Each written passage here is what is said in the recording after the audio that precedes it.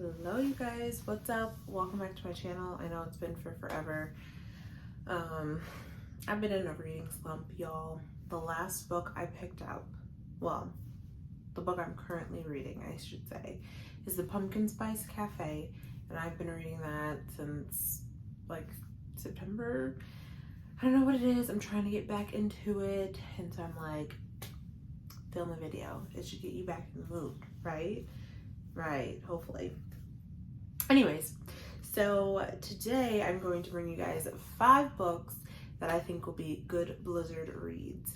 And if you guys aren't from somewhere that has a lot of snow or that snows, a blizzard is when it just snows super hard and you can't see the car in front of you, the snow piles up, and it's cozy weather. It's stay in your house type weather, but obviously, you know, where people have blizzards, you still gotta go to work.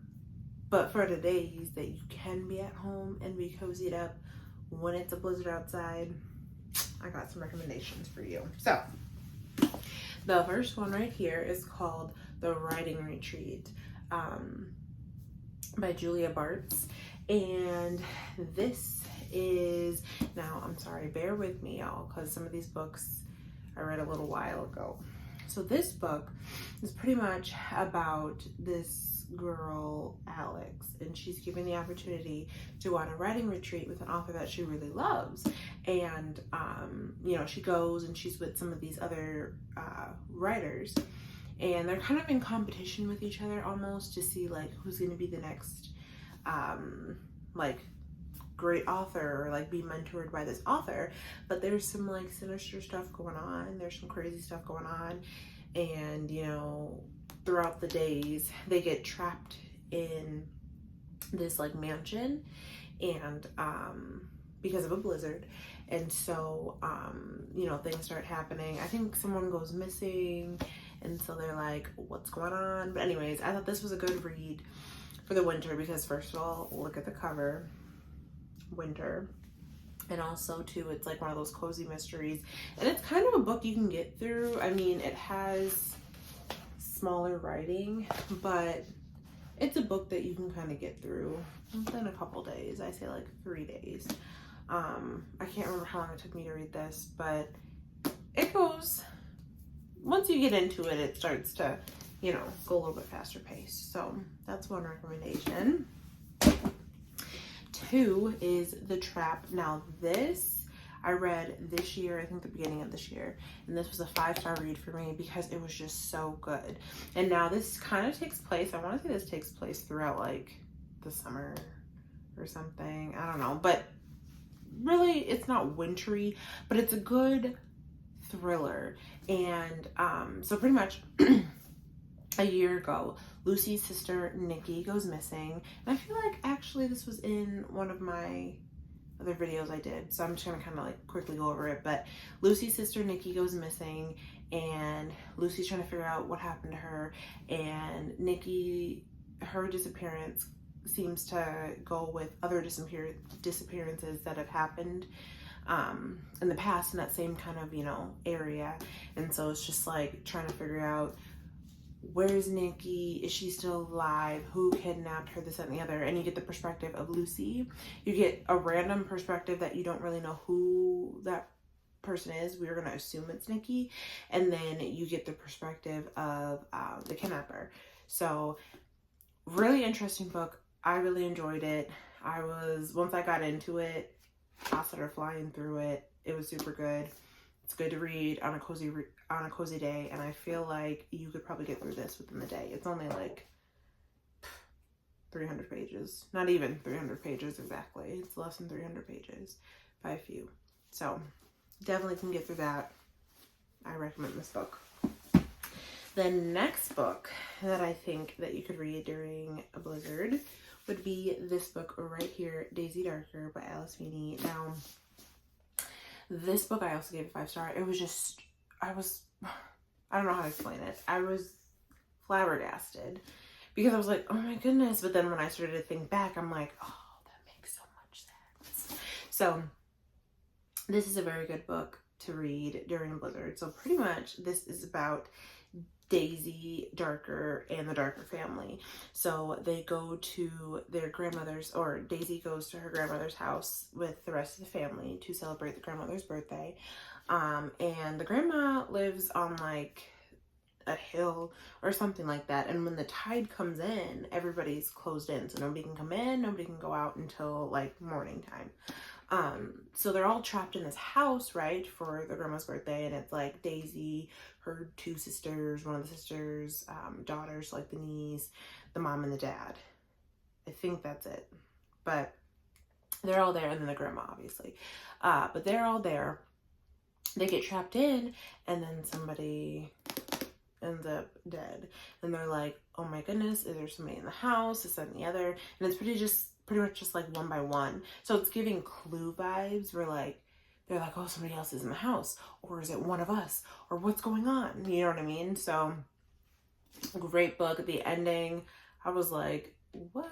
I was not expecting that. It was a very unique ending from something that I haven't seen in a book from what I've read. But, you know, I haven't read every book. I haven't read every book out there. So, yeah. Anyways, another good recommendation. Another one is Watching You by Lisa Jewell. Now, I know Lisa Jewell is very popular and people really love Then She Was Gone. And Then She Was Gone was really good. None of This Is True is another one. That one, I think, is one of her newer books. And people love that one. That's actually going to be a series or a movie or something, I heard. Anyways, but Watching You, I don't hear really anybody talking about. But I'm like, what? I love this book. And now I read this a while ago, so from what I remember, it's just that we're following a woman and her husband, and then a teacher and the son. I don't know. There's some crazy things going on in this little neighborhood, right? And let me just read the back. Sorry, let me just read the back. So it says, Melville Heights is one of the nicest neighborhoods in Brussels, England. Brussels? England. It's not usually the sort of place where people are murdered in their own kitchens, but it is the sort of place where everyone has a secret and prying eyes lurk behind every curtain. So, who has been murdered? And who would have wanted one of their neighbors dead? Watching You will keep you guessing until a startling revelation on the last page. And yes, it did keep me guessing. Like, towards the end, I'm like, okay, I feel like I don't know where this is going. And, like, I got one of the twists. And then there was another one where I was like, what? So, yeah, there's some twists. I know it doesn't give you too much, but I guess it doesn't spoil too much either. I give this a 5-star read. It was super good. And, yeah, I recommend it because it would be good to watch. I mean, good to watch when I'm watching a TV show. Get it together. It would be good to read during a blizzard. So, I would definitely pick that up.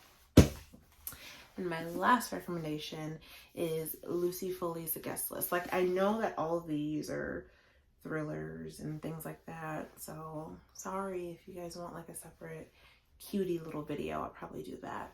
Like, cute winter reads. But anyways, Lucy Foley's The Guest List. This is another 5-star read for me. I love this book. And it's giving Clue vibes. I love Clue. Like, Clue is my all-time favorite movie. And this is what this is giving, is Clue vibes.